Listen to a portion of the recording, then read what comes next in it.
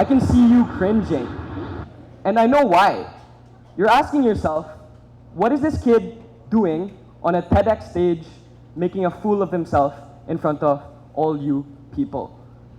Give me the light of day and allow me to elaborate on my story. My story begins as a lucid dream. In the middle, there's sparring, and in the middle, you get kamehamehas, but eventually, that lucid dream spirals rapidly into something much, much bigger. I wake up, and I find myself on a different bed. I knew I was dreaming because the bed I slept in didn't have pristine white linen. It wasn't electrical, and it wasn't at the click of a button. It didn't move up or down. See, my bed was a bed that had my usual security blanket. It was a Superman security blanket. But when I woke up, I realized that the bed was different. I woke up in a different body. I could have been Spider-Man. I could have been Sasuke. But I woke up as one of my childhood heroes, Goku. In that dream, you could see a lot and a reflection of my personality at the time. As a 10-year-old, waking up in my first lucid dream, I was very eager to experience it. See, what lucid dream promises is three main things. The first thing is that when you wake up, you can realize that you're in a dream. And because you know you're in a dream, you have control over that world. You can exert your very own will on the dreamscape. And by exerting your will on the dreamscape, you can secondly live out your deepest, darkest fantasies and desires. But equally important to the lucid dream is that once you're done with that lucid dream, when you wake up, it will have no bearing on the real world whatsoever. In my lucid dream, I woke up as Goku. I woke up on the USS Enterprise, and I was seeing aliens from the movie Zathura. The characters I was seeing was pretty reflective of my life at the time. As a 10-year-old, I'm transitioning between childhood and a bit more childhood because I still look like a child, but still adolescence nonetheless. And at the end of the day, at that point, I was realizing that the characters I was viewing, the characters I was seeing, these characters were, well, my childhood idols and people I really, really hated, despised, and wanted to destroy. The members of the USS Enterprise typically wore a uniform that consisted of a white coat and blue jumpsuits. And these characters, they started to surround me. I started getting sedated, I started getting restrained. But I'm Goku, I said. In dream logic, because I'm Goku, I can do whatever the hell I want to do. And I can go, Kamehameha! I can suddenly summon upon Kaioken on these crew members who were pestering me. Yet when I did that, it didn't quite work. I got restrained once again, and I got sedated once more. Whenever I said Kamehameha, whenever I said Kaioken, the white coats and blue jumpsuits continued to surround me, tightening the restraints, giving me more sedatives. It left me asking the question, why is my power-up not working? Why am I not Goku? Suddenly I realized that this lucid dream wasn't in fact a lucid dream. The white coats and blue jackets, they're actually doctors and nurses. See, these doctors and nurses, they were treating me because I had a condition. And that condition was further heightened by the fact that the doctors and nurses thought that my jibber-jabber, my kamehamehas, my kaiokens, were all but that, jibber-jabber.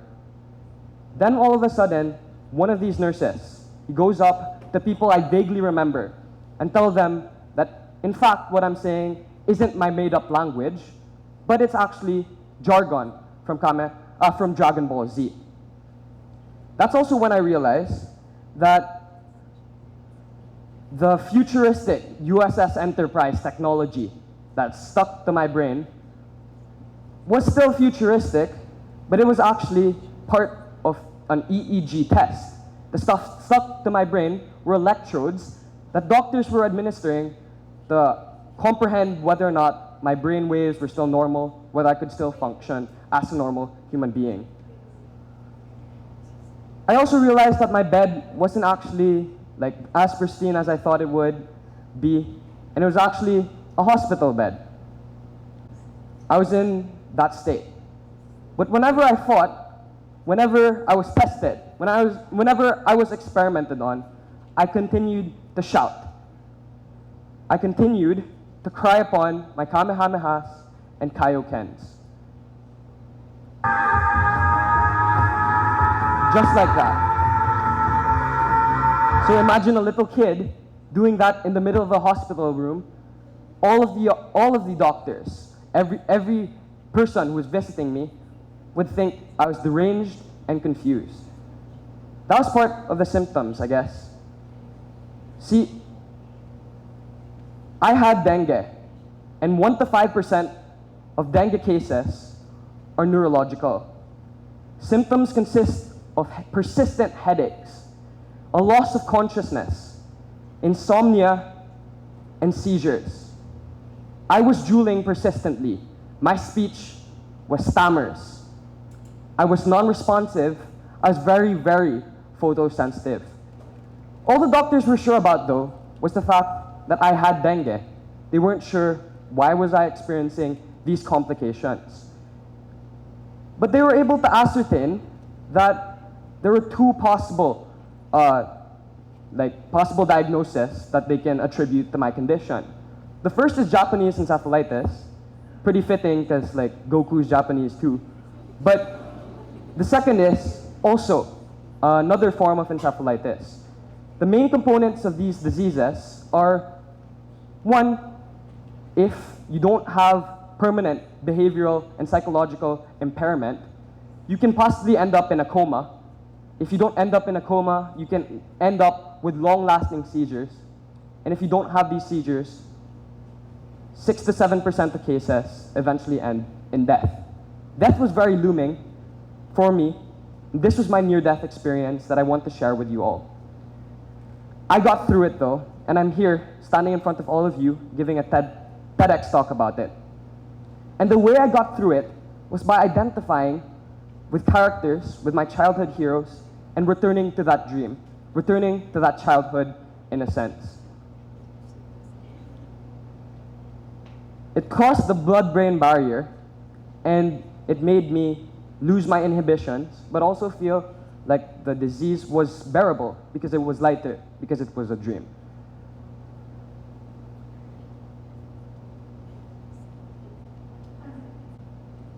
I found myself in the stories of Goku, because whenever Goku is fought, whenever Frieza goes up to him, his opponents go up to him, Goku will always give his best. Kamehameha and Kaioken represented me summoning my willpower whenever I got injected, whenever I got tested, whenever I had spinal taps, to trump that pain and beat and overcome the adversity. I overcame the 6 to 7% chance of death. I overcame the possible comas and the permanent and psychological impairment that the doctors said I might have. And I was able to overcome it by shouting. I was able to overcome it by summoning my willpower just like Goku. But my victory was, well, quite short-lived, because beating the physical condition of dengue was the easier part. The harder part was coming to terms with my new norm.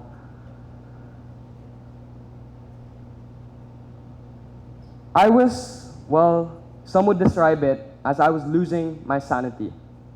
But that fact that I was losing my sanity helped me get tethered to the real world and find my sanity in the sanity of Goku. And that's me when I was sick. You can see a picture, Goku hairstyle, yeah, idol.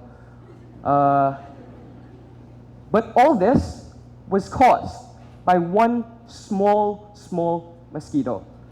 And that one small mosquito that had dengue, that was carrying dengue, changed my life forever. This is where I can identify with another childhood superhero, Spider-Man. Hold on, there's a mosquito on that, because I'm, well, mosquito boy. Get it? Spider-Man, mosquito boy. Anyways, I identify and find parallels between my story and Spider-Man's because I was bitten by a bug too. He got superpowers. I got shorter, less athletic, fatter, well, whatever. I got something, and my life would change forever. Spider-Man's first few days on the job, they weren't the best first few days of any superhero. He was stumbling around. He was unable to save all the people in distress, but he got through it. And he got through that by finding solace and comfort in the emblem, in the brand that he was growing. In my school, I had a brand. I was wearing these sleeves, and the first few days back in school, I was wearing shades because I was photosensitive. Now, some of my classmates thought I was just being maangas because who comes in wearing glasses in a classroom? But that was the new normal that I had to live with. I had to live with being different, wearing a different uniform from the same uniform that all my classmates wear. I had to live with the fact that I was shorter than everybody because steroids. I had to live with the fact that I was fatter or chubbier than most people because while I was confined in a hospital room for 4 months, you can't exercise. Anyways, I was able to do that by building a brand behind my sleeves. Whenever I raised up my hand, put up my arm to recite, my classmates and my teachers could recognize that that boy was Sleeve Boy. Sleeve Boy was gonna recite. Sleeve Boy was eager to give his opinion, even though majority of the time it's wrong. And I was able to build around a brand around that identity. I was able to find comfort in my emblem, in my sleeves, just like Spider-Man was able to find comfort in his emblem, his Spider-Man logo. But the sleeves can only do so much. Because I was sick, it stripped me of my athleticism. Before dengue, I was part of the soccer varsity team in school. But after dengue, I was less athletic, less capable of doing like all those running feats because I was tired and I was fatigued. I had to find my place in that new normal as well. Not just in my sleeves, but with my classmates and with my family. This is where I identify with Sasuke. Sasuke also wears sleeves, but Sasuke is also a prodigy. See, the difference in the similarity in Sasuke and my story is that tragedy struck us. Tragedy struck his family. His family was gone. They're all murdered and massacred. And, well, my family is still here. Thank you for watching. But I was lost.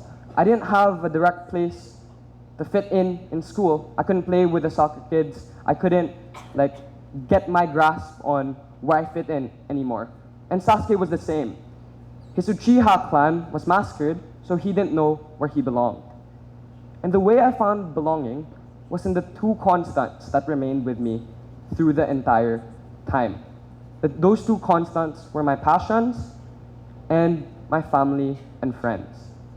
Sasuke was able to confide in his loved ones, and Sasuke was able to find his passions in ninjutsu. I was able to find my passions in the constant of speech.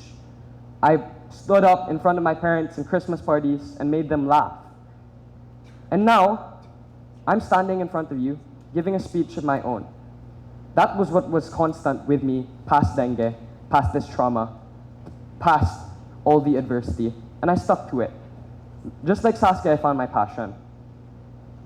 And just like Sasuke, I was able to confide in my loved ones. See, through this I realized that some stories can only be better understood by using the stories of others. It's very hard as a 10-year-old to come to terms with the fact that your life had changed forever, that your mental condition was different, and that you're feeling lost. But as a 10-year-old, it was very easy for me to overcome it by finding solace in the fact that my idols, my childhood heroes, were me at the time, at different points in my life.